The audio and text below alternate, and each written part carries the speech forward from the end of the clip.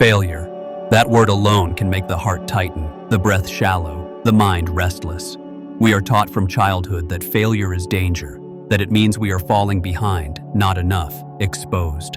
But in Buddhist wisdom, failure is not an enemy. It is a mirror. It shows us what we cling to, what we fear losing, and what we mistake for our worth. You fear failure not because of what it is, but because of what you believe it says about you. And what if that story you've been telling yourself was never true? The fear of failure is a fear of losing control, of not being seen as capable, of not fulfilling expectations, your own or others. But Buddhism teaches, control is an illusion. What is meant to fall away must fall away. What stays does so not because you held tightly, but because you were open. When we release the need to win, to prove, to impress, what remains is peace. You don't fail when plans collapse. You fail when you abandon your own presence, and presence is always within reach. Fear speaks in what ifs. What if I'm not enough? What if I fall? What if they see me fail? But ask yourself, what if none of that matters? What if falling is the only way to land where you truly belong? Buddhism doesn't promise perfection. It invites awareness. And awareness reveals that even in failure, something sacred is happening. If this is resonating, stay with me, because what you're about to hear next might completely shift how you respond to fear. You see, the ego fears failure because it measures life in outcomes. Success or failure, win or lose, approval or rejection. But Buddhism teaches the middle path, the space beyond extremes. There is no failure when the intention is clear and the effort is honest. There is only experience, and experience is never wasted. Every setback reveals an attachment. Every fall strips away illusion. And in that space of humility, something real begins. What would happen if you saw failure not as an end, but as a reset?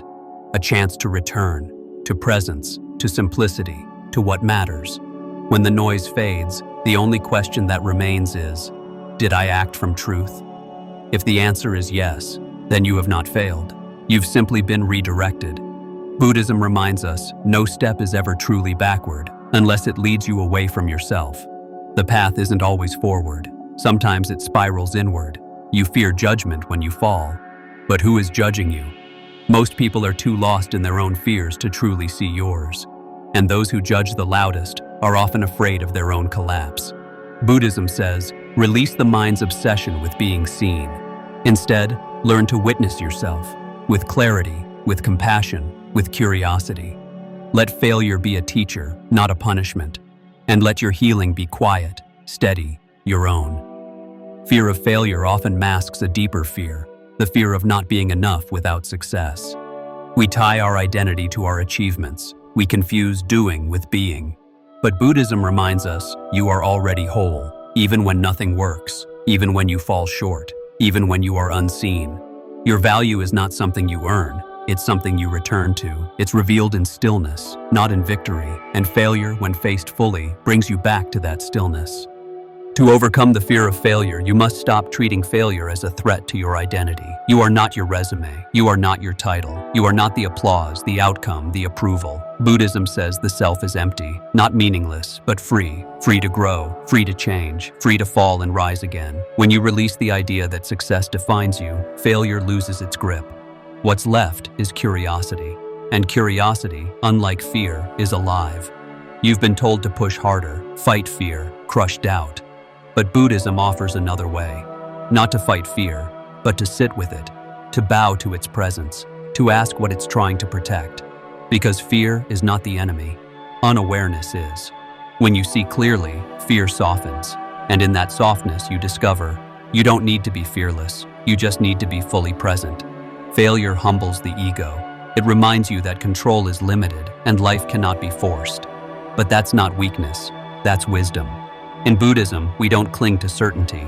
We trust impermanence, because everything that arises will pass. The failure, the pain, even the fear. So instead of gripping tighter, breathe deeper. Meet the moment with openness, not resistance. And in doing so, transform fear into freedom. When you stop fearing failure, your actions shift. You begin to create from sincerity, not strategy. You stop asking, will this succeed? And start asking, is this aligned?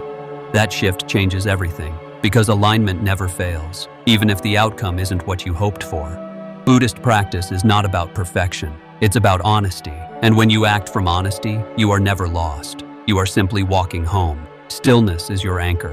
When fear rises, return to the breath. One inhale to feel, one exhale to release. Let each breath remind you that this moment is survivable. Failure does not define you.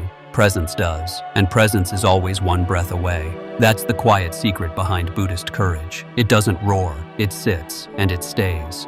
Most people never begin because they fear the fall, but what they don't realize is, not trying is a quiet failure of its own. Buddhism invites you to let go of the outcome and return to intention. What matters is not where you land, it's where you move from. If you act from love, curiosity, and sincerity, there is no wrong direction. The journey itself becomes sacred, and in that sacredness, failure loses its sting. You're no longer chasing perfection, you're honoring process. Think of the tree that bends in the storm. It may lose leaves, it may lose branches, but it does not fear collapse because its roots are deep. Your stillness is your root. When outcomes shift, when plans fail, you remain, not untouched, but unshaken. This is what Buddhist calm looks like. Not a life without chaos, but a heart that no longer panics in it. And that kind of calm is earned through falling. You don't need to be fearless to move forward. You just need to stop obeying fear. Let it speak, but do not serve it. Thank it for trying to protect you, then move anyway. Buddhism teaches us to act with awareness, not attachment. Act without clinging to the result. Trust that whatever happens, it will shape you, not shame you. Because growth doesn't always look like rising. Sometimes it looks like beginning again, softer, wiser, slower. You were never meant to live perfectly. You were meant to live presently, and presence includes falling. Buddhism doesn't glorify success. It honors sincerity. It asks, did you try from your truth? Did you show up with an open heart? If the answer is yes, then nothing was wasted. Even in failure, you gained wisdom. You met a part of yourself that only reveals itself when plans unravel. And that is the kind of knowing success could never give you. People often fear failure because they fear being seen as weak. But vulnerability is not weakness, it's spiritual strength. To try and fail is to live courageously. To risk your pride is to honor your spirit. The Buddha never taught avoidance, he taught awareness. Step into what frightens you, not with recklessness, but with clarity. You are not walking toward danger, you are walking toward truth. And truth will always meet you with gentleness, even if it arrives through difficulty. One of the greatest Buddhist teachings is this: nothing is ever wasted. The missed chance, the broken plan, the quiet breakdown. Each moment contains a teaching, if you are willing to stay with it. When you slow down enough to notice, even your fear becomes a doorway. Not to escape, but to enter. To see what you're avoiding, to ask what you're protecting, and to realize you no longer need to hide. Not from failure, not from fear, not from yourself. The world may never stop measuring you by outcomes, but you can stop measuring yourself that way. That's the freedom Buddhism points to, the freedom of enoughness. Enough without proving, enough without winning. You are not here to meet someone else's version of success. You are here to meet yourself, honestly, quietly, without fear. Every time you fail, you get to choose, collapse into shame, or rise with gentleness. And that choice is what makes you powerful. True power is not in never falling.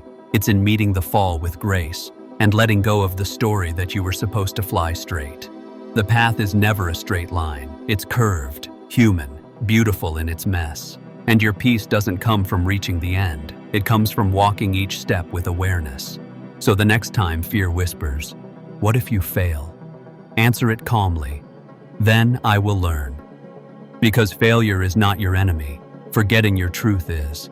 The moment you honor who you are, with or without the win, you step into real freedom.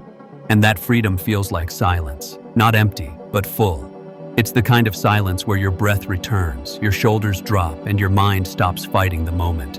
You remember, you are not your results. You are the awareness behind it all, steady, whole, already enough. And if you let that truth guide your steps, no fall can shake you. Not really, not anymore. Now let me ask you this. What fear has been holding you back? And what would your life look like if you faced it gently today?